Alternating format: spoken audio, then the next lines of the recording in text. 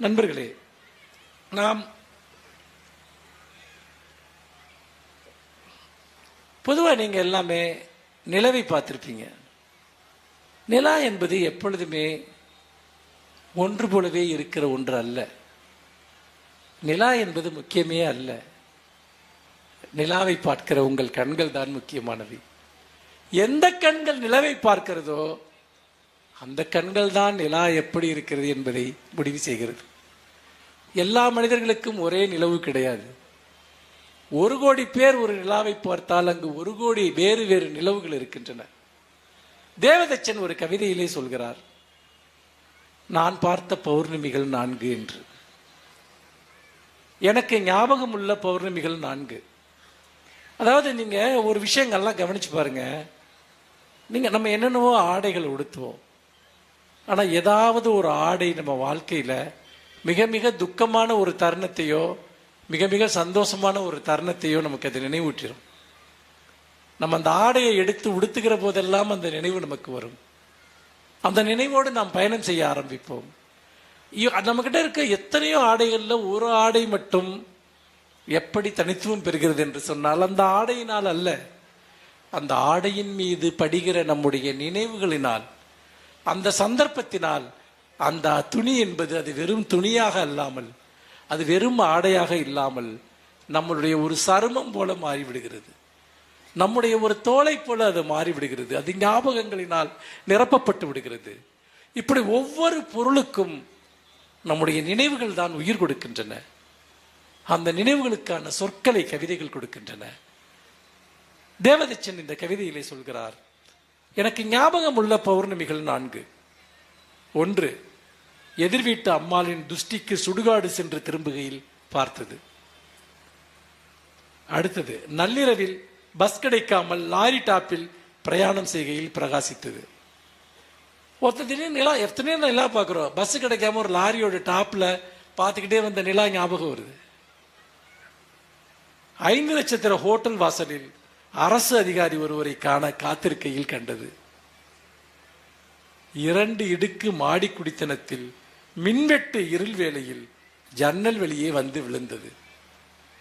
அப்போ இந்த 4 பௌர்ணமிகளுக்குள்ளாரையும் என்ன இருக்குங்கிறத யோசிச்சு பார்த்தீங்கன்னா, அந்த 4 நாட்களும் நம்முடைய மனதில் ஒரு ஆழமாக பதிந்து விட்ட நாட்களாக இருக்கின்றன. நிலா அதற்கு ஒரு சாட்சியாக இருக்கிறது. நிலா அப்படி சாட்சியாக இருப்பது என்பது, அப்படி என்றால் அந்த நில ஒளி, அந்த நிலா வெளிச்சம் என்பது நம்முடைய இதயத்தின் வெளிச்சத்தால் தான் அது ஒளி பெறுகிறதே தவிர நிலாவுக்கென்று தனியாக ஒரு வெளிச்சம் இல்லை.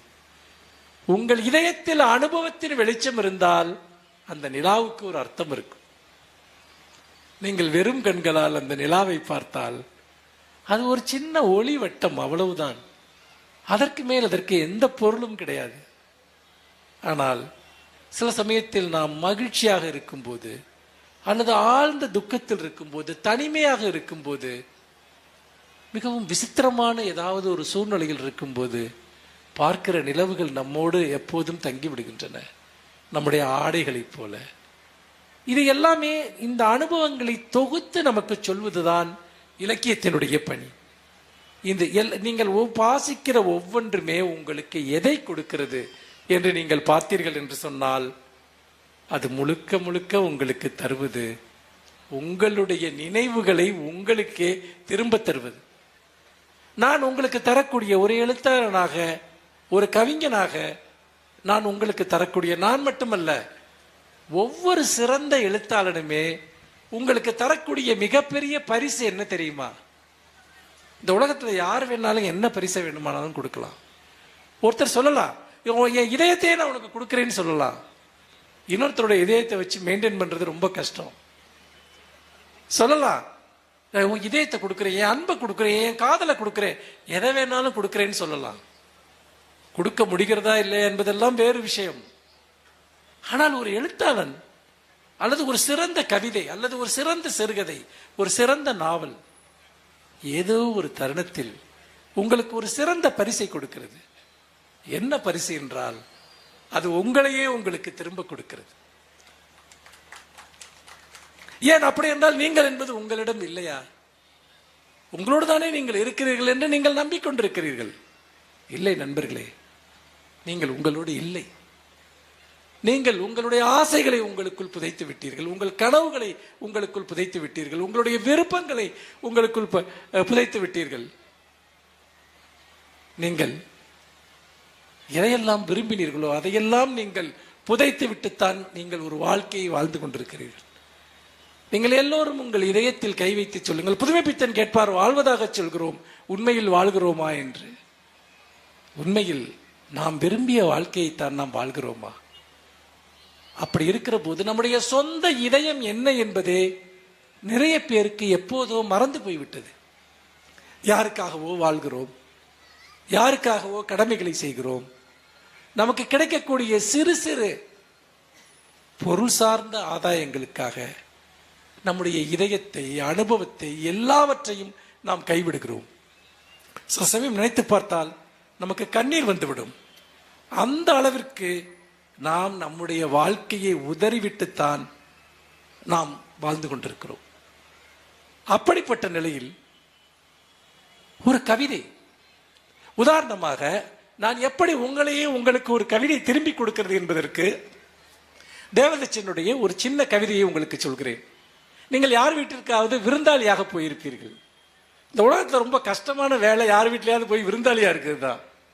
அங்கே நம்ம உரிமை என்னன்னே நமக்கு தெரியாது, நம்ம எல்லை என்னன்னே நமக்கு தெரியாது. எல்லாருமே விருந்தாளியா எங்கேயாவது இருந்திருப்பீங்க. ஏதாவது ஒரு தருணத்தில் நமக்கு நினைவூட்டப்படும், நீங்கள் உங்கள் எல்லைக்குள் நீங்கள் இருக்க வேண்டும் என்று. அதை எப்படி நினைவூட்டுவார்கள் என்றெல்லாம் சொல்ல முடியாது. அப்படி விருந்தாளியாக போகிற ஒருவனுடைய உணர்வை தேவதச்சன் ஒரு கவிதையிலே எழுதுகிறார். மேலும் ஒரு வீட்டில் ஒரு விருந்தாளி எப்படி நடந்து கொள்வான்? நீங்கள் நினைத்துக் கொள்ளுங்கள், நீங்கள் எப்படி நடந்து கொள்வீர்கள் என்று. மேலும் ஒரு வீட்டில் ஒரு விருந்தாளி எப்படி நடந்து கொள்வான்? எந்த பொருளையும் அனுமதி பெற்று தொடுவான். எந்த பொருளையும் அனுமதி பெற்று தொடுவான். இது ஒரு சாதாரண வாக்கியமா உங்களுக்கு தோணலாம். ஒரு வீட்டில் போயிட்டு உங்க வீட்டில் வந்து பாத்தீங்கன்னா உங்களுக்கு எந்த அனுமதியும் தேவையில்லை எதையும் தொடுறதுக்கு. ஒரு சின்ன டவல் எடுத்துக்கலாம், இல்லை வேற ஏதாவது வந்து ஒரு சின்ன ஒரு பிஸ்கட் ஒரு டேபிள் மேல இருக்கலாம், இதை நான் எடுத்துக்கொள்ளலாமா? உங்கள் கழிவறையை நான் பயன்படுத்திக் கொள்ளலாமா? எந்த பொருளையும் அனுமதி பெற்று தொடுவான். காத்திருப்பான் உணவு பரிமாறப்படுவதற்கு. காத்திருப்பான் உணவு பரிமாறப்படுவதற்கு. வாழ்க்கையில ரொம்ப சங்கடங்கள் இருக்குங்க. வாழ்க்கையில எங்க போனாலும் சங்கடம் தான். நம்ம யோசிக்காம வாழ்ந்துகிட்டு இருக்கோம். காத்திருப்பான் உணவு பரிமாறப்படுவதற்கு. மேலும் குளியல் அறையை ஓசையின்றி மூடுவான்.